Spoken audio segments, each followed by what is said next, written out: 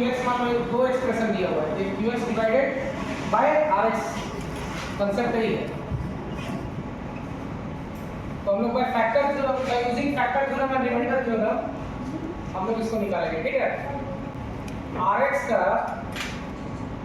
क्या है, x के power 4 plus px cube plus qx square plus x plus 6 division है किससे, x square minus x minus 6, इसी से डिवीजन है। तो इसका फैक्टर्स निकाल लेंगे हम लोग rx का, ठीक है, यहाँ पे निकाल लेंगे फैक्टर्स। तो x square minus x minus 6 mid term splitting करेंगे, यही ऑप्शन है ना मेरे पास, 3 × 2 6 होता है लास्ट वाला, तो x square minus 3x plus 2x minus 6 हो जाएगा।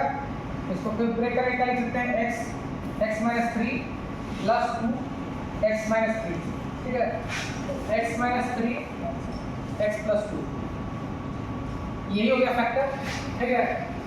अब देखो, अब बोल रहे हैं क्या वैल्यू p और q का हो, ये क्वेश्चन दिया हुआ है कि इंडिविजुअल एक्सप्रेशन। तो भैया एक बार x माइनस 3 का यूज करेंगे और एक बार x प्लस 2 का यूज करेंगे। x माइनस 3 क्या होता है, 0 का, तो x इज इक्वल टू 3, पहला ही ना होगा। दूसरा x plus 2 is equal to 0, तो x is equal to minus 2। अब दोनों से डिविजिबिलिटी देखना है, ठीक है, इस एक्सप्रेशन का। तो क्या करेंगे हम लोग, वैल्यू पुट करेंगे इसमें। जब x इज इक्वल टू 3 है तो इस एक्सप्रेशन पे काम करेंगे, x के पावर 4, तो 3 के पावर 4 हो जाएगा, प्लस p इंटू 3 के पावर क्यूब हो जाएगा, वैल्यू पुटिंग करेंगे इसमें, फैक्टर में यही होता है, plus q into 3 square plus x plus 6 equal to 0 हो गया, 0, ठीक है। हाँ कर दो 3 प्लस 3, ठीक है, ठीक है ना।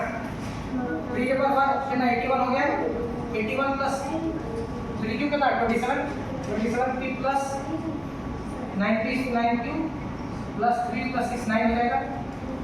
तो दिक्कत क्या होगा ना, 27 p प्लस 9 क्यू दो एक्सप्रेशन बनेगा, दो बार ना है ना, दो बार निकालना, 9 q equal to minus 9 p इधर जाएगा, माइनस 9 q हो जाएगा। अब देखो कॉमन देखो, 9 से डिविजिबल है ना देखो, तो 9 3p plus q equal to minus 10 हो गया ना, इंटू 9 कैंसिल आउट होगा, एक एक्सप्रेशन क्या देगा, 3p plus q equal to minus 10 हो जाएगा, ठीक है, पहला केस में। अब हम लोग काम करेंगे दूसरा फैक्टर से, x माइनस 3 से कर दिया, अब नेक्स्ट में x प्लस 2 से करेंगे, ठीक है। x प्लस 2 इक्वल टू 0 पर x इक्वल टू माइनस 2, तो लिख दिया फिर से एक बार, ठीक है। अब पैटर्न फॉलो करेंगे, इसी में कुछ करेंगे, एक एक्सप्रेशन दिया हुआ है ना, दोनों की जो है ना, माइनस 2 के power 4 plus p into minus 2 whole cube plus q into minus 2 square, ठीक है, plus x plus minus 2 plus 6, ये ना होगा, होगा कि नहीं होगा। तो दिक्कत देखते ना भाई, कैलकुलेशन देखना बहुत जरूरी है, किसी का भी छूट सकता है। 16 हो गया, 16 प्लस माइनस 80, क्योंकि माइनस 2 का क्यूब कितना होता है, माइनस 18 होता है, minus 80 plus 4q minus plus 4 हो गया, तो minus 80 plus 4q equal to कितना हो जाएगा, माइनस 2 उधर ले जाएंगे, अब यहाँ देखो फिर से कॉमन निकाल लो, 4 minus 2p plus q equal to minus 5 हो जाएगा, ठीक है। अब देखो एक एक्सप्रेशन ये आ गया, ये इक्वेशन आ गया, पहला इक्वेशन, और इसको सेकंड इक्वेशन निकालेंगे। हम लोग को क्वेश्चन क्या पूछा, what is the value of p and q, p का वैल्यू निकालना और सेकंड क्वेश्चन में सबसे डिवाइडेड में q का वैल्यू निकालना। तो अब कर दो, अब तो आसान हो गया, दो इक्वेशन सॉल्व करना है, understand, okay. Minus 2p plus q is equal to minus 5 हो गया, ठीक है।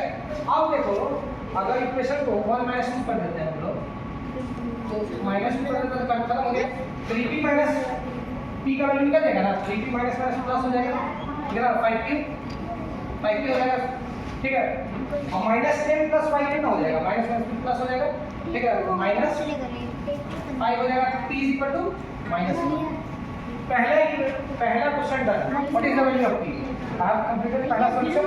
दूसरा बोला what is the value of q, q का प्रूव करके निकालो, q is equal to minus 10 minus 3p minus 10 minus 3 into कितना हो जाएगा -1 हो जाएगा ना। तो -10 प्लस 3 इज इक्वल टू -7। ठीक है, वैल्यू हम लोग को क्या निकाला था, value of p and q दोनों निकल गया। p is equal to -1, q is equal to -7।